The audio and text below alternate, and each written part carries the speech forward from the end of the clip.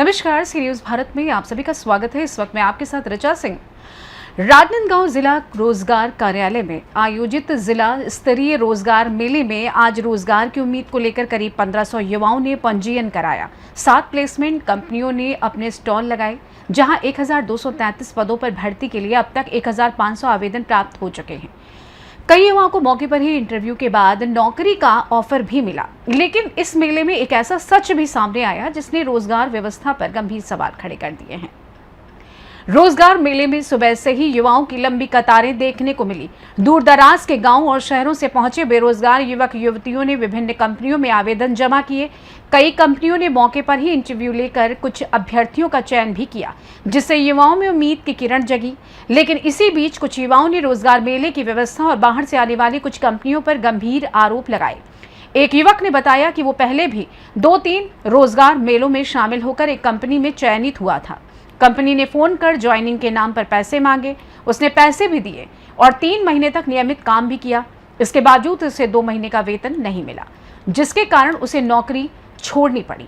अब वही युवक फिर रोजगार मेले में नई नौकरी की तलाश में आवेदन करने पहुंचा है। युवाओं का कहना है कि रोजगार मेला अच्छी पहल है, लेकिन इसमें भाग लेने वाली कंपनियों की विश्वसनीयता की पूरी जांच होना बेहद जरूरी है। साथ ही रोजगार विभाग को ऐसे मेलों का सभी जिलों और ग्रामीण क्षेत्रों में व्यापक प्रचार प्रसार करना चाहिए, ताकि अधिक से अधिक बेरोजगार युवाओं को इसका लाभ मिल सके। रोजगार कार्यालय का मुख्य उद्देश्य जो है वो बच्चों को अवेयरनेस कैंप कर करके उन्हें रोजगार के अवसर प्रदान करना है, और दूसरी चीज उनके नजदीकी जो भी रोजगार उपलब्ध है उनको ये जानकारी भी मिलना हमने सुनिश्चित किया है, जिससे कि घर बैठे बैठे वर्क फ्रॉम होम वाली भी कई वैकेंसीज आती है, उनको भी थोड़ा सा आवेदकों को जानकारी दे के उसकी भी रिक्तियों को हमने शामिल किया है। और हमारा जिला रोजगार कार्यालय आज 5/8/2026 को ये रोजगार मेले में शामिल होने के लिए लगभग 7 एम्प्लॉयर्स को हमने आमंत्रित किया है, जिसमें 1233 पद की मतलब भर्ती हो रही है। और अभी वर्तमान में हमारे पास 1470 आवेदकों का इस मेले में शामिल होने का हो चुका है।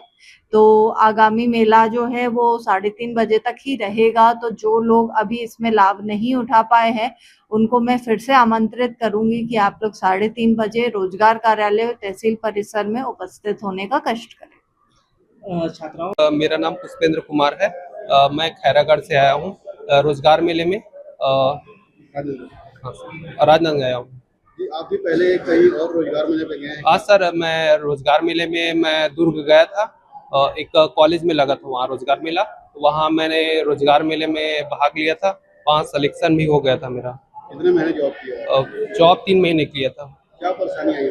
सर वहाँ जॉब करता था तो पेमेंट टाइम से नहीं मिल पाता था मेरे को।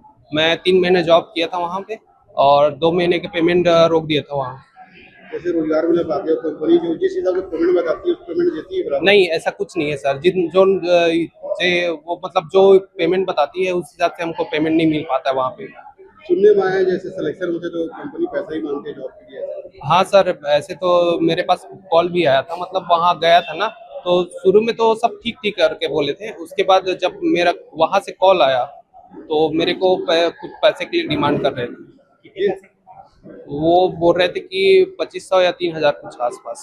जिस तरह से रोजगार में सरकार लगाती है युवाओं को रोजगार देने के लिए, जैसे तो इस पे आप क्या कहना चाहेंगे? सर मैं बोलता हूँ कि थोड़ा सिस्टम को सुधारना चाहिए। और जैसे हम लोग आते हैं ना तो क्या होता है, इतना ज़्यादा ध्यान नहीं दे पाते हैं मतलब अच्छे से। कई लोग तो क्या है बहुत दूर से आते हैं, तो कई लोग वो मतलब दिला ही नहीं पाते हैं रोजगार मेला। कई लोग तो ऐसे ही वापस चले जाते हैं।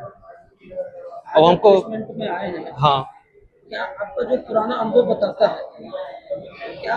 जी, मेरा नाम रोशनी ठाकुर है और मैं रोजगार पंजीयन कार्यालय राजनांदगांव में आई हूँ।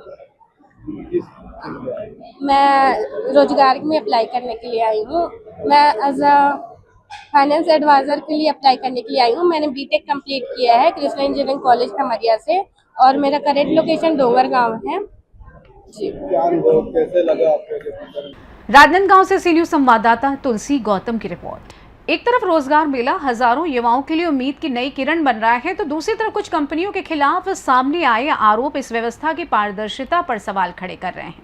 अब देखना यह होगा कि रोजगार विभाग ऐसे मामलों पर कितना गंभीर कदम उठाता है, ताकि नौकरी की तलाश में आने वाले युवाओं का भरोसा बना रहे। फिलहाल के लिए इस खास रिपोर्ट में बस इतना ही। देश दुनिया की तमाम बड़ी खबरों को जानने के लिए जुड़े रहिए सी न्यूज़ भारत के साथ। हर खबर आपके साथ, आपके हाथ।